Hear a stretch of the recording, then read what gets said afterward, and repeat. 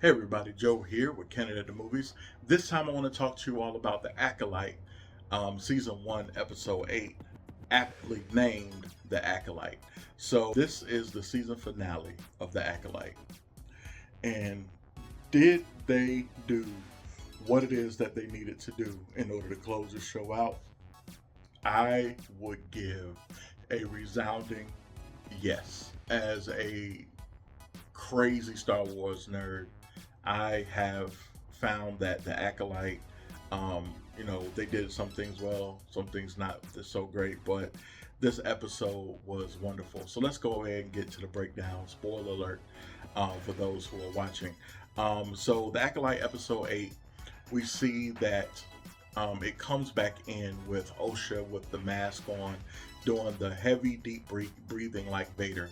And she ends up getting the Sith Lord into a trance as well. But we can see that he is his name is Chimera, by the way. Chimera, we can see that Chimera is very, very adept with the Force. He's able to break out of the trance and pull the helmet off of Osha. And so Osha is like, I have seen a vision of the future where we see that May is carrying a weapon, but is not using that weapon to kill Soul, a Jedi. And so, fast forward, they move on to go to Brendok, where everything started. All right, so it ends where it starts. It's like poetry; it rhymes, like George Lucas says, right? So it started where it ends, and we find also that the Jedi Council has been brought under like the thumb of Vernestra Rowe. Vernestra Rowe is keeping secret. She's not telling the people what's happening. She has a visit from a senator who some of you all may know as John from the DC extended cut of Justice League, but John Johns is there talking about how the Jedi is trying to control things that they cannot control, which is their emotions. And one day, not if, but when it happens that a Jedi loses their control and loses their hand, like when, who will be strong enough to stop them? And so they move on to Brendok, and also we get a little bit of a cameo when Osha and Chimera are flying off to go to Brendok. We see a cameo from who I think most of the community, internet community thinks is Darth Plagueis. So this is really wrapping things up. I cannot believe we've seen potentially live action Darth Plagueis. Anyway, while all of this is happening, Soul is literally trying to stop May from making it to Brendok. She's able to run, get off of the ship, like does a little tase to his chest to get away, and Soul is like I can see him starting to really creep down into the dark side. He's highly emotional. He's like, I did the right thing by killing your mother, which is stupid. Like, why would you even say that? So they basically are able to crash down onto the planet of Brendok as well. So everybody is on that planet. We see a wonderful, like a crazy, like one of the best lightsaber displays, lightsaber um, fights, as well as wire work in Brendok. We also are able to see at the same time Osha and May getting their fight on, and also figuring out how May made it out of the fire. We see that Soul finally confesses to what it is that he did to Osha to create her pain. And then Osha just snaps. Osha goes straight dark side, picks up the lightsaber that Soul, that her sister actually had thrown, because May wanted Soul to answer for his crimes.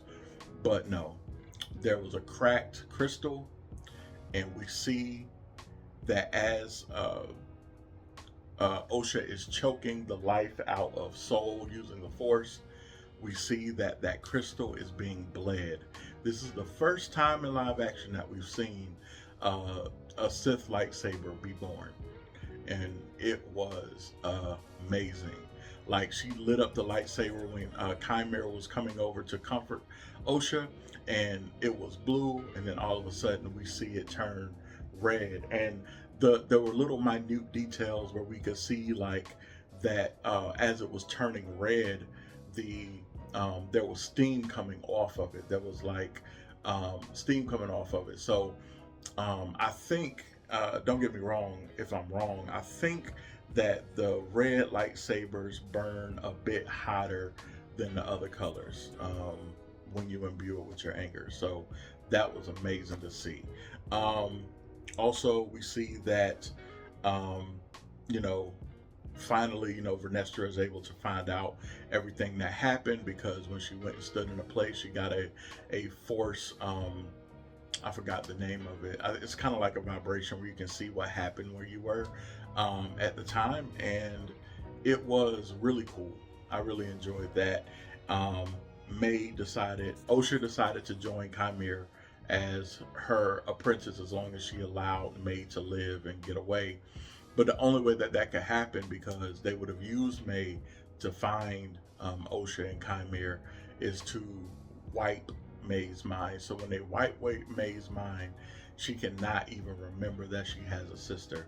And Vernestra Rose just literally goes up and straight lies to the Senate about Soul being responsible for all of the deaths of all of the Jedi that had died.